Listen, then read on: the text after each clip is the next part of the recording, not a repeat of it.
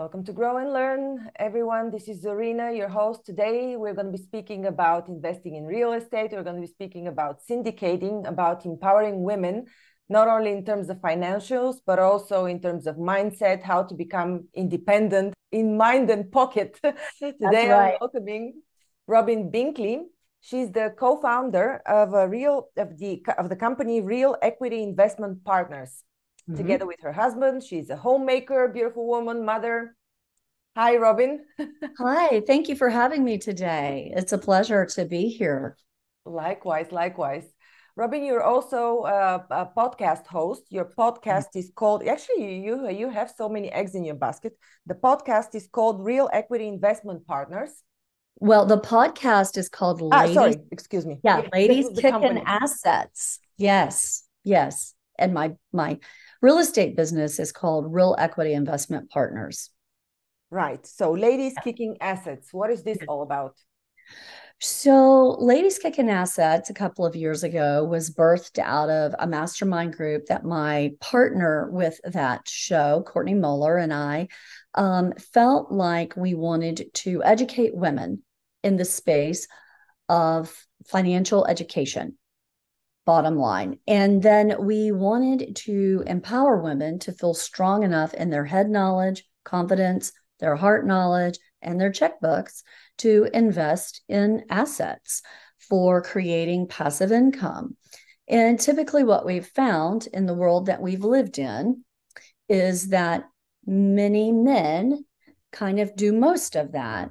And women are really sharp and many times just lack some of the understanding of how all the pieces flow together and what to do. And so that's really where we created this concept, and we set a time frame and we just went for it. And so we've had some amazing guests on the show, and what we found is that our audience is not just all women, it is men also. And we've had some amazing men and women share information on our show. And so our audience is mixed, and it's a diverse age group as well.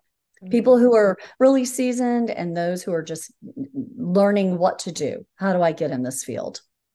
I see. Yeah. So when you're saying women are sometimes faced with difficulties grasping the terms and the business specifics, is this something that you were also faced with when you first started? Tell us your story. How did you enter this space?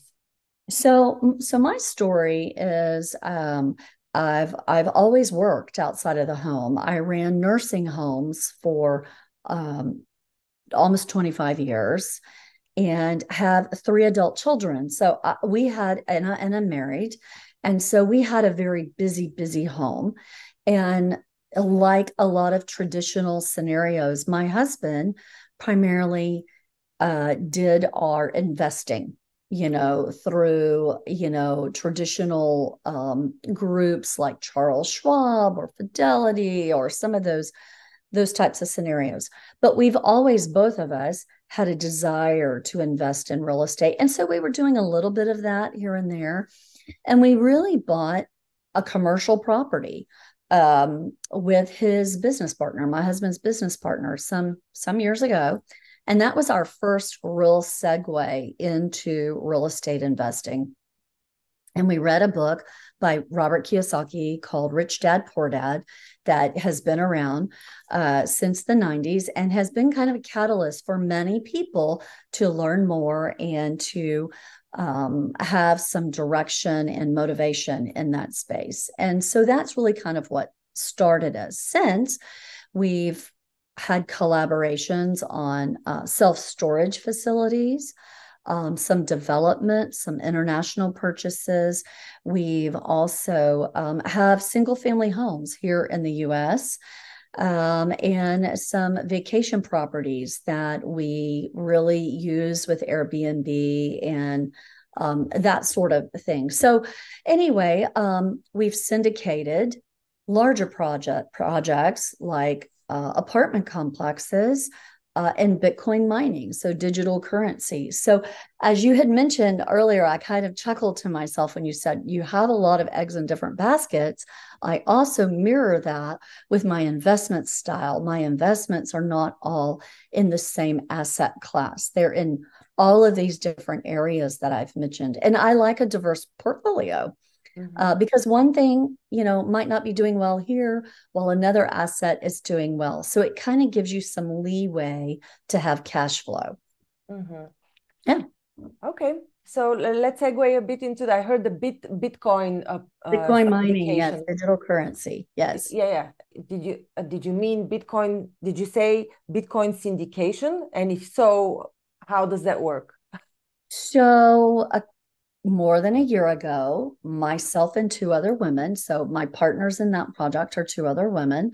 They are really focused in the blockchain and digital currency. And so I partnered with them and we raised capital to buy mining machines. And so we are actively mining Bitcoin and have been now for over a year. And so we have investors, we raised capital, we have investors, and our investors are paid out through digital currency for their distributions. And so it's a very simple concept, honestly. But again, as digital currency is global, and we're seeing that adopted by many countries, many institutions. I mean, again, it is another investment avenue, just like investing in gold and silver, investing in actual real estate. It's just another area to have in your portfolio, but we are mining it is what we're doing. And so that fund is like it's a 5-year fund. And so it was something interesting to get involved in and really kind of stay on the learning curve with that. It's really pretty cool. I know that Bitcoin mining is very energy intense. Are there any regulations that you're afraid might affect your future profitability on this project? So what we've really found is, some of the curtailments where they will shut your machines down for windows of time that are out of our control. That have to do with the energy usage on the grid. I would probably say that's probably the most negative drawback, if you will. And the more folks that kind of get into the mining space, the more of a draw there is on that energy. And so, you have to be looking at energy as a whole, how that's being utilized, not only in the US, but across the world, and what's happening with that. So, yeah, we have experienced that. Absolutely. And so, as these things come up, we just, continue to work and stay in alignment with our hosting facility and have great communication with our investor database. Interesting. Yeah. Okay, so you've also written a guidance paper, a goals roadmap. Yes. Tell us a bit about this. This is like the first step to guiding women towards their goals. Okay, and it's not just for women, it's for men also. It is for anyone. And so you can purchase it off my website at realequityinvestmentpartners.com. But I feel like this last year, I've learned so much over the last, 20 years. And so it's really kind of a very high level condensed version of how to set and define your goals for yourself, for your family, for your finances. And each one of us needs to kind of allocate a little bit of time and do that. And so many people are familiar with setting like a New Year's resolution that may not stick. They may say, I want to make $2 million, or I want to lose weight, or I want to go on a vacation. But there's really no strategy around that. And so this helps you to allocate time to define where are you currently? Where do you want to be in these different areas of your life? Finances, your business, your personal health. And set up a strategy to get there. Is this, Robin, similar to the life book by I forgot their names, so the couple that wrote the life book? Is this a similar approach where you define your goals in 12 areas of your life, and you have a vision, then your goals, then you trickle them down to strategy, and then there was a fourth. Yes, and so I've got them aligned in 7 areas, and I call them buckets. Mm-hmm. And so what I walk you through is how to create a vision board, because it's not just putting it on paper. That is very important. Your subconscious mind goes to work, as you know, and you figure out how you get there. But you also need to have declarations and things that you say about yourself, who you are becoming. And then visually, you need to see what these things are. But most importantly, you need to have some checks and balances to see where you are along the way. Ideally, that's monthly. But, I have found folks will do that quarterly, semi-annually, whatever it is for yourself in your life. You have to have some awareness, and life gets in the way. And what are those things? Or is it you're getting in the way because you're just not taking action? Whatever that is, you just need to put it out there and be transparent with yourself. And sometimes being brutally honest with yourself is the hardest thing to do. And fear of having someone read what your dreams and aspirations are. And so you kind of have to get over that internal struggle with yourself and just be ready to move the needle. And, for all of us, sometimes there's one thing that we have to figure out, what's the one thing that will allow me to kind of do all these other things. So it's some self-work, but well worth it. I've been walking my adult kids who work in our family office along this path for years. And it's really powerful to see this played out in young adults who are in between the ages of 21 and 28, what they've been able to accomplish just by simply using this very basic structure that I've shared with you. I love it. I really love seeing it unfold in the lives of folks. Mm-hmm. Awesome. So once again, your website where they can find and download it and purchase it. What is it? Real Equity Investment Partners, but you can also send an email to team@realequityip.com. And that will get you any information that you need, or if you've got questions about something that I've said, and maybe we need to connect you to, one of the experts in the field that I've utilized or may know of, we'll certainly make those connections. I strongly believe in the collaborations with those that know more information than you and building your team. I mean, that's how I've really been able to build my success is through others, their expertise and their guidance. So happy to share. Great. Awesome. Yeah. Tell us a bit more about real estate, though. How did you start off in terms of financing to begin with? The syndication. So, when we bought our first commercial property, we did a very small down payment. We actually did a loan through the seller. And then we transferred that loan to the bank. So it was kind of a little unusual circumstance for a commercial property in the Houston market. But we just asked the question. And so I think sometimes, we get hung up on, I don't know if I should ask, whatever. Ask away. The worst thing that's going to happen is somebody's going to say no. That's how we got started with the very first project. All the other projects since, my single family homes, I bought a townhome. Let me just say this, with cash. And that's probably not the wisest thing to do, but it is how I started, very honestly. And then what I did is I pulled equity out of that and bought project number 2. And then I pulled some more equity out and I bought project number 3. And so I just kept kind of using that strategy, but loans, and kind of leveraging that is really a way to do that.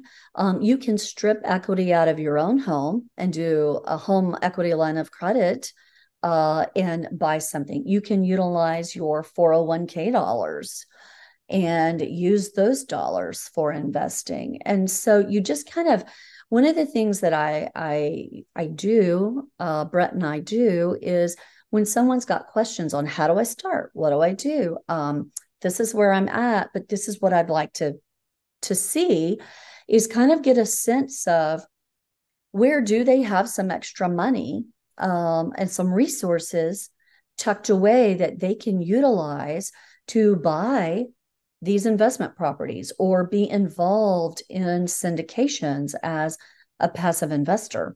Mm-hmm. It really kind of depends on what your end game. Are you looking for monthly annual cash flow? Are you looking to buy something that you're going to flip out of and multiply that investment 2x, 5x, 10x, whatever that might be?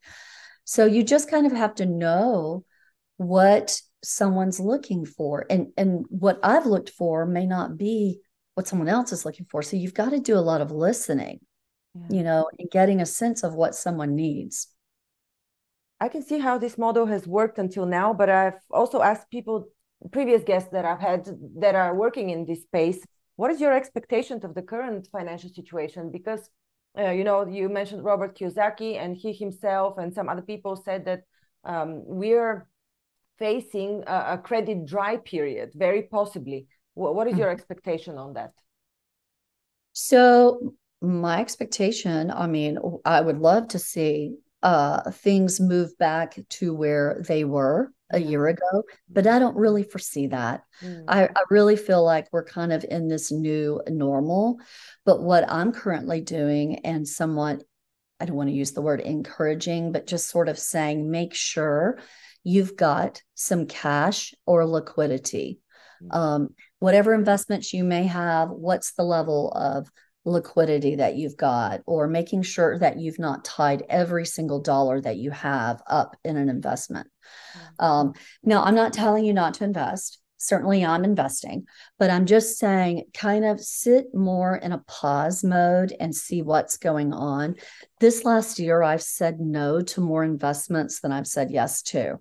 And that's a really comfortable space to be in, because I don't feel like I've got to run out and go invest in something. The world is ever changing. And so take a moment to really pause and just kind of see what's happening. As interest rates have gone up, the ability for some folks to purchase has radically changed. And so it's more of a renter's market. And so kind of look at what's happening there. If you've got some investment properties and you're looking at maybe divesting them, I would maybe hold on to them if it's more of a home or a townhome or an apartment or a condo or something, because it really is a renter's market right now. So I would kind of look at a little bit of that. I'm really interested in the commercial space right now. I've just got some projects that I'm kind of looking at with that, but I don't feel like it's a space where run out and invest every dime that you have. I think liquidity, as I've said now 3 times, is one of the key pieces that you need to be looking at within your own cash reserves or your ability to create that. And I would say kind of over the next 9 to 12 months, really look at that. Now, I've got many friends that are really turning to some oil and gas opportunities right now, and looking at some other types of investments. And all of them are good. You just kind of want to look at your big picture of what you are trying to do. Some folks aren't really needing passive income. They don't need cash flow monthly, but it's what is your situation that you need, So. Mm-hmm. So are you a syndicator yourself, or do you syndicate real estate purchases with other syndicators?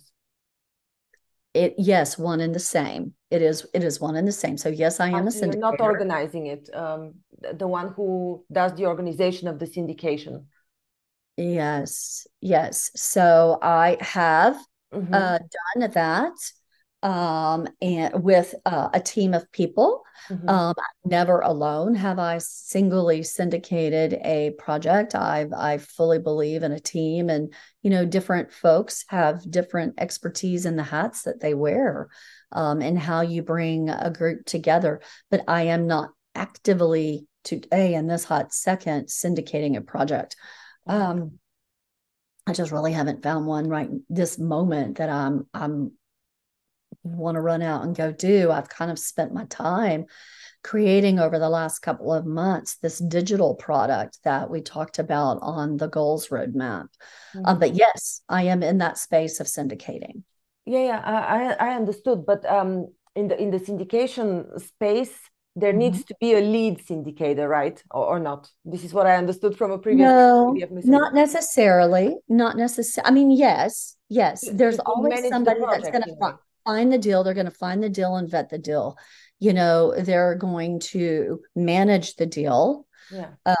They're going, and so it kind of depends on what's the asset class and who is the team. In the two very different projects that I have right now, the multifamily and the Bitcoin mining, I wear different hats in both of those. So it just depends. If you're only involved in multifamily, then you might wear the same hat. You might just be out there, running numbers, trying to find the right property and, make that mesh with your group. But that's not the only thing I'm involved in. I see. All right.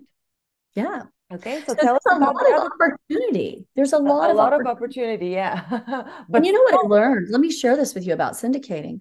That there's more things that are syndicated than what we realize, like airplanes, movies. You think that somebody's out there just bankrolling the whole thing, and they're not. So it's an interesting field to learn about. Yeah.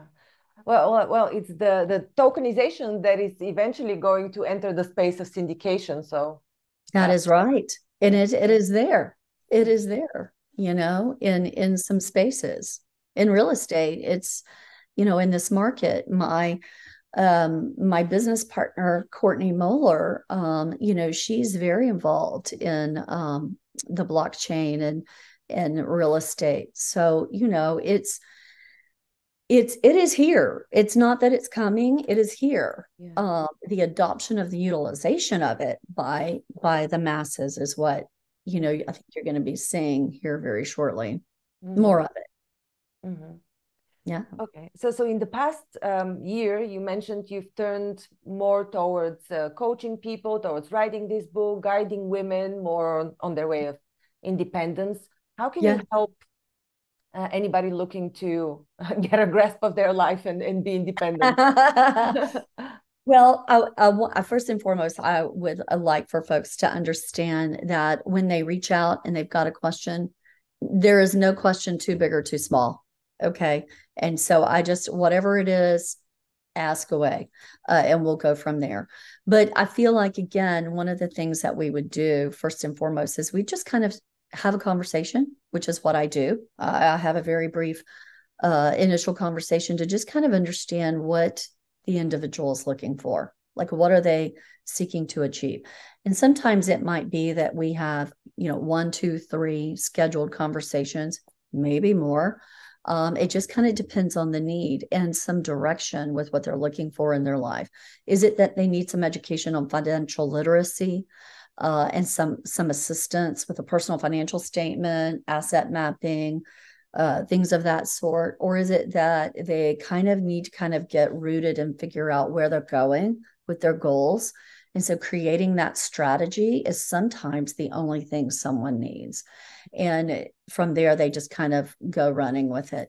So the first thing is, of course, the conversation, a strategy, figuring it out, doing a lot of listening, and then giving some key pointers and then a follow-up. And that's really how it works.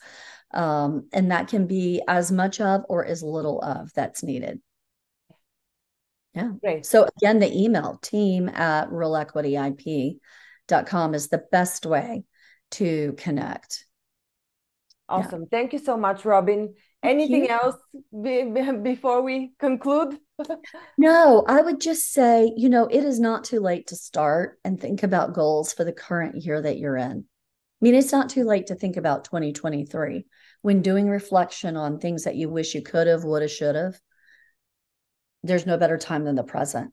And it also sets the stage for your 2024. So start now on whatever it is that you're working on. Don't put it off. And that's where I'll leave us. Great advice. Thank you so much. Great advice. And again, a goals roadmap is somewhere a great place to start, and the podcast, which is Ladies Kicking Assets. Yes, it is. Thank you, Zarina. Thank you, Robin. Thank you for listening to Grow and Learn. We hope that you found our podcast informative, engaging, and inspiring. Our mission is to help you keep growing and learning, and we hope that our conversations and insights have provided you with practical advice and useful perspectives. If you're looking for personalized support and guidance to help you achieve your personal or professional growth objectives, I offer a range of services to help. As a trusted management partner and mentor, I work with businesses in the process of transformation, looking for new streams of business, as well as M&A. With an extensive professional network of experts and mentors, I can bring on board the right person or team based on the specific needs of the company I'm working with. To learn more about the services I offer and how I can help you achieve your goals, visit my website at grownlearn.org. You can also reach out to me via email or social media. I'd love to hear from you. And if you enjoyed this episode of Grow and Learn, please subscribe to our podcast and leave us a review. Your feedback is important to us, and it helps us to continue to create content that is relevant and valuable to our listeners. Thanks again for listening, and we look forward to sharing more insights and perspectives with you in the future.